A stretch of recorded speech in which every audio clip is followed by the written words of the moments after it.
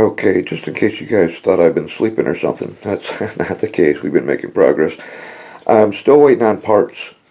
When I modified the gun, I did something. I don't know what I did, but when I finally got the line, the gun was leaking. So I took it to my paintball guy. He said it was a bad cup seal.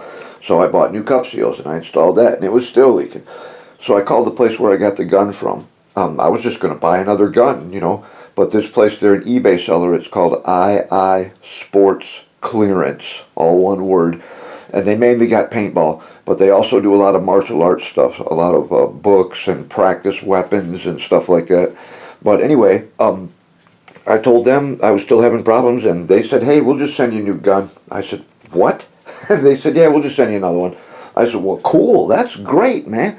So they're sending me a new paintball pistol, absolutely free of charge. So when that gets here, I'm going to take it down to my paintball guy along with this gun. And the part that's already been modified, where I've cut the handle and the trigger guard and stuff off, that's only held in with 2 screws. And he says we can just swap that assembly. The barrel just screws in, so we'll swap that because that's been modified as well as this piece that's been modified. So all the modified pieces will just be swapped over, and I'll have to modify the new gun right here, and I'll have to be very, very careful not to let any kind of filings or anything get anywhere down inside there. I'll have to see what happens when it gets here, but I'll get it figured out. So when the new gun gets here, we'll do all that, and then we should be good to go. And in the meantime, I've gotten the FPV system installed. Okay, you can see this is the wire that goes out to the camera, which I've got mounted on the front of the tank. You'll see that soon. I made a stack for the transmitter with a fan above it. That's just sitting on a piece of styrene plastic as a base plate. And on the bottom of the styrene is a nice piece of Velcro so that just pops right on there. It's just held in by Velcro.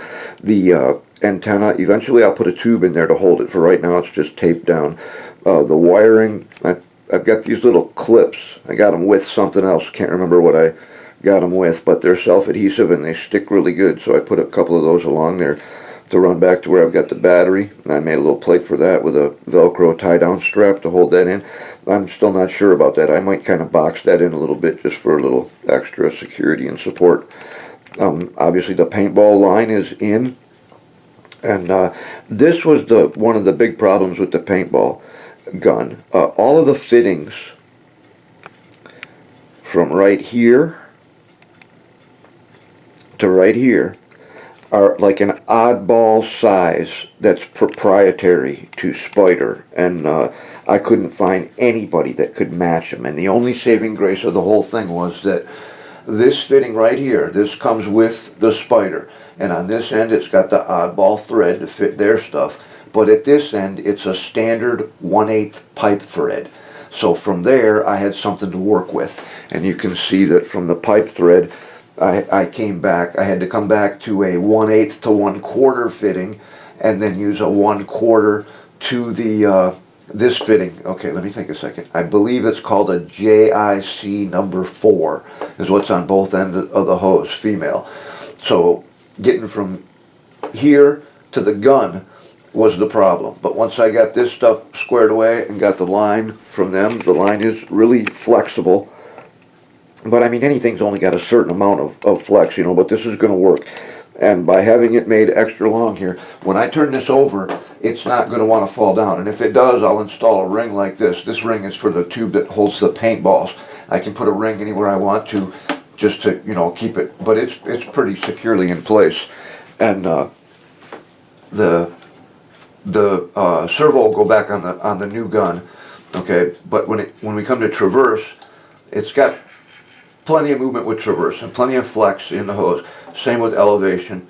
Elevation's not going to be a problem. Like I said, I might put a ring right here if I think I'm going to have problems with any of this falling down, because when I turn it over, gravity's going to be, going the other way? Oh no!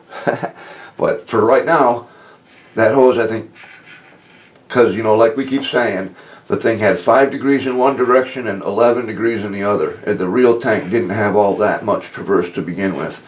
So we'll get it all sorted out. But that's where we're at now. The FPV is installed and ready to go. I'm thinking about going to a different kind of camera so that I can have interchangeable lenses to go from wide angle to distance focus. I think the distance focus will be best for the paintball marker. So we'll see how it goes. But that's where we're at right now on the inside.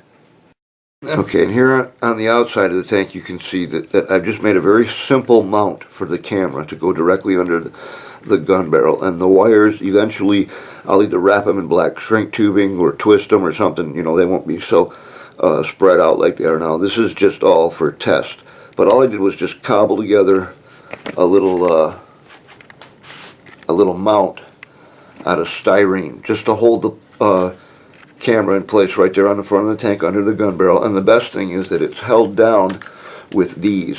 These are those Scotch, not the round ones now, the square ones. Those are the Scotch 1-inch poster squares. They're made out of this, it's like a gelatinous kind of material. It's a plastic, but it's really rubbery and flexible and gummy. And you can actually take these and you reuse them. You can, after they lose their stick, you can wash them and it'll come back. But I made the plate just to fit over one of these squares, and it'll peel right up. It's no problem. All you have to do is just grab it under a corner, just apply a slow, steady pressure, and it'll pop right off. But it sticks in place really good, and you can stick it several times before you have to take the square off to wash it. So I'll be able to play with it and, you know, do whatever I think I need to do with it, and I think that's going to work out really good. And that's a system that just about anybody could use on just about any tank. All you've got to do is find a place for your wires to come out, and, you know, I mean, I did the angle on this myself just by sanding the bottom of the styrene to match. So it's not that difficult to do, and that's something that just about anybody can put on just about any tank. So that's where we're at with the Hetzer. When I get the new paintball gun and have some more stuff to report, I'll be back. Until then, we'll see you next time.